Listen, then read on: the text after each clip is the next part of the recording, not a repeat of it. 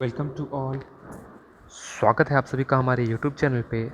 और मैं आज आप लोगों के सामने 20 क्वेश्चंस रखने वाला हूँ जो कि काफ़ी इंपॉर्टेंट है एयरफोर्स एक्स यूरोप एग्जामिनेशन के लिए। और ये 20 क्वेश्चन फिजिक्स के हैं और इनमें 10 से 12 क्वेश्चन प्रीवियस ईयर के हैं जो कि रिसेंटली पूछे गए थे पेपर में 2021 और 20 के पेपर में। तो चलिए शुरू करते हैं। तो जो पहला क्वेश्चन है हमारे पास बोल रहा है विच of the following is a fundamental quantity. तो फंडामेंटल क्वांटिटी एक ऐसी क्वांटिटी होती है जो कि किसी अदर फिजिकल क्वांटिटी पर डिपेंड नहीं करती है। तो इसमें हमारे पास ऑप्शंस दे रखे हैं वॉल्यूम, वेलोसिटी, टाइम, फोर्स। जो टाइम होती है वो फंडामेंटल क्वांटिटी होती है। और फंडामेंटल क्वांटिटी अदर कौन सी होती है? तो लेंथ होती है, मास होती है, इलेक्ट्रिक करंट होती है, टेम्परेचर होती है। Okay, so the correct option of this question is time. Now let us move to the next question. A ball is projected with a velocity of 15 meter per second making an angle of 300. Sorry 300 नहीं होगा यहाँ पे, ये 30 होगा. With the horizontal, calculate the time of flight of the ball if g is given 10 meter per second square. तो जो हमारे पास टाइम फ्लाइट की फॉर्मूला होती है वो t is equal to 2u sine theta upon G. तो u की वैल्यू हमारे पास दे रखी है 15, साइन थीटा साइन 30 की वैल्यू होगी हमारे पास 1/2 और जी की वैल्यू दे रखी है 10 हमारे पास. तो 3/2 it means 1/5. Now let us move to the next question here. The next question is the dimension formula for impulse is same as the dimension formula for. तो इसने ये पूछ रहा है कि जो डायमेंशन फार्मूला इम्पल्स की है वो किसके बराबर होती है. तो पहले हम इम्पल्स का डायमेंशन फार्मूला निकालें. इम्पल्स जो होती है, इम्पल्स इज इक्वल टू होती है हमारी फोर्स इंटू टाइम. तो फोर्स का डायमेंशन फार्मूला mlt-2 और टाइम का t हो गया. ठीक है, तो ये जो बन जाएगा हमारे पास बन जाएगा mlt-1. ओके, तो ये जो होता है जो हमारा mlt-1 होता है ये हमारा मोमेंटम का भी डायमेंशन फार्मूला होता है. ठीक है, so the correct option of this question is a. Now let us move to the next question here.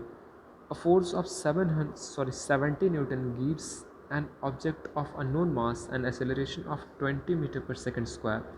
The mass of an object is. तो मास पूछ रहा है, हमारे पास फोर्स दे रखा है और एक्सेलरेशन दे रखा है. तो सिंपल सी बात है, हम एफ का फॉर्मूला लगाएंगे. F is equal to m a. Force 70 दे रखा है हमारे पास, मास निकालनी है हमें, एक्सेलरेशन 20 दे रखा है.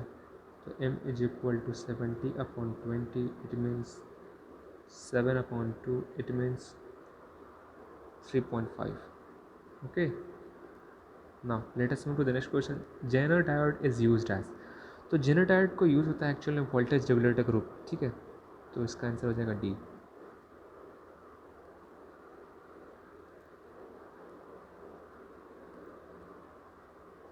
The magnetic flux through a 50 turns coil increased at the rate of 0.5 wave per second.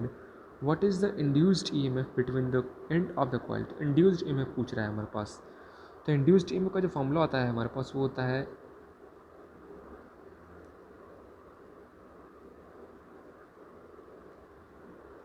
n into d∅/dt. तो नंबर ऑफ टर्न्स हमारे पास दे रखे हैं 50, d∅/dt की वैल्यू दे रखी है हमारे पास 0.05.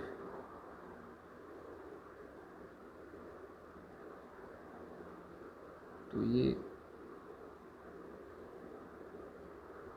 तो इसका मतलब 5/2, ये जो हो जाएगा हमारे पास 2.5 हो जाएगा. Now let us move to the next question. Which of the following is a derived unit. तो डिराइव्ड यूनिट एक ऐसी यूनिट होती है जो कि किसी अदर फंडामेंटल क्वांटिटी की हेल्प से बनी होती है. ठीक है, किसी अदर यूनिट से मिलकर बनी होती है, उसे हम बोलते हैं डिराइव यूनिट. तो इसमें जो हमारे पास एग्जांपल्स दे रखे हैं वो दे रखे हैं हमारे पास ऑप्शन में मास, लेंथ, टाइम, वेलोसिटी. तो जो मास है वो हमारे फंडामेंटल क्वांटिटी, लेंथ भी फंडामेंटल क्वांटिटी है, टाइम भी फंडामेंटल क्वांटिटी है, और जो वेलोसिटी है वो हमारी डिराइव यूनिट है. अब डिराइव यूनिट कैसे है? जो वेलोसिटी होती है उसकी जो यूनिट होती है वो टाइम और डिस्टेंस दोनों से मिलकर बनी होती है, इसीलिए ये डिराइव यूनिट है. ठीक है, now let us move to the next question here. The next question is question number 8. Atomic bomb is based on the principle of. तो एटॉमिक बम होती है वो बेस्ड होती है किस पे? न्यूक्लियर फिजन पे, ठीक है, न्यूक्लियर फिजन, FISSION। तो ये याद कर लीजिए, काफ़ी ज़्यादा इंपॉर्टेंट क्वेश्चन है ये 2020 में पूछा गया था। Now let us move to the next question here. If a force F action on a mass m produces acceleration a, then as per Newton's second law of motion, ठीक है, तो पूछ रहा है सेकंड लॉ। तो Newton second law क्या बोलती है, F is equal to ma। ये भी याद कर लीजिए, जो न्यूटन सेकंड लॉ है ये यूनिवर्सल लॉ है, ठीक है। Now let us move to next question here. Three capacitors whose capacitance are 1 microfarad, 2 microfarad and 6 microfarad are connected in series. Okay, the equivalence capacitance of the combination is, तो हमें series में दे रखा है, तो series में दे रखा है तो हम एग्जैक्टली जो रेजिस्टेंस होते हैं उसका उल्टा निकालते हैं इसमें। तो रेजिस्टेंस हम निकालते हैं 1 अपॉन करके, तो इसी में सेम वही फॉर्मूला अप्लाई करेंगे। 1 अपॉन सीरीज़ में जब पूछ रहा है तो 1/1 plus 1/2 1/6, it means 6 3 1। now here 6 3 9 10 5/3 यानी कि 3/5 माइक्रोफैराड। ओके, और ये सीरीज़ अगर ये पैरेलल पूछता तो हम डायरेक्ट ऐड कर देते, 6 और 2 8 1 9 microfarad. Now let us move to next question. Next question is the alternating current in LCR circuit is maximum when. तो LCR सर्किट में मैक्सिमम करंट तभी होती है जब XL is equal to XC होती है, ठीक है, ये कंडीशन याद कर लीजिए आप लोग। Now let us move to next question. The ultramagnetic waves used in telecommunication are. तो अल्ट्रामैग्नेटिक वेव्स होती है वो दो वेव से, दो फील्ड से मिलकर बनी होती है। एक इलेक्ट्रिक फील्ड और मैग्नेटिक फील्ड दोनों से मिलकर बनी होती है।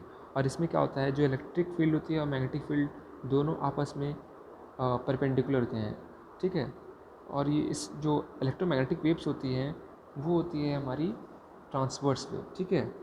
और ये जो पूछ रहा है हमारे क्वेश्चंस में कि the electromagnetic waves use in telecommunication में माइक्रोवेव्स का यूज़ करते हैं, ठीक है, माइक्रोवेव्स का। Now let us here to move question. The momentum of a boy is 60 kg, weight running at 10 meter per second. तो सिंपल सा इसमें फॉर्मूला लगा देंगे। कौन सा फॉर्मूला लगाएंगे हम इसमें, तो P is equal to M भी लगा देंगे। तो कौन सा है, P is equal to M B. तो P की हमारे पास वैल्यू निकालनी है, तो P is equal to mass दे रखा है 60 इंटू 10, वेलोसिटी दे रखी है, ठीक है। तो कितना हो जाएगा, 600 हो जाएगा। Now let us move here to the next question. Two sources of sound are said to be in resonance condition. तो रेजोनेंस कंडीशन में तभी होती है जब जो साउंड की जो फ्रीक्वेंसी होती है दोनों की वो बराबर होती है, ठीक है। इसका मतलब बराबर होने का मतलब XL is equal to XC। Now let us move to the next question here. Which one of the following remains constant while throwing a ball upward. तो बॉल को जब ऊपर की ओर फेंकते हैं तो हमारी एक्सेलरेशन जो होती है वो कांस्टेंट होती है, ठीक है, एक्सेलरेशन कांस्टेंट होती है। और ये भी याद रखिए, जब कोई भी बॉल या कोई भी चीज़ अगर सर्कुलर मोशन में घूम रही हो तो वहाँ पे क्या कांस्टेंट होता है, एंगुलर मोमेंटम, ठीक है। Now let us move to the next question here. On which of the following conservation law does the rocket works. ये भी सिंपल क्वेश्चन है, ये भी आप लोग को मालूम होगा। जो रॉकेट होती है वो लीनियर मोमेंटम बेस्ड होती है। Now let us move to the next question here. Recoil of gun is an example of। तो रिकॉइल गन जो होती है वो किस पे बेस्ड है एक्चुअल में, तो वो बेस्ड है हमारे लीनियर मोमेंटम पे। Okay, now let us here move here to next question. Which one of the following common devices works on the principle of mutual induction.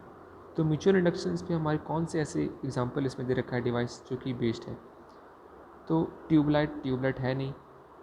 Transformer है, तो ट्रांसफार्मर जो होती है वो म्यूचुअल इंडक्टेंस पे बेस्ड है। Transformer एक ऐसी डिवाइस है जो कि करंट और वोल्टेज दोनों को बढ़ाती और घटा सकती है।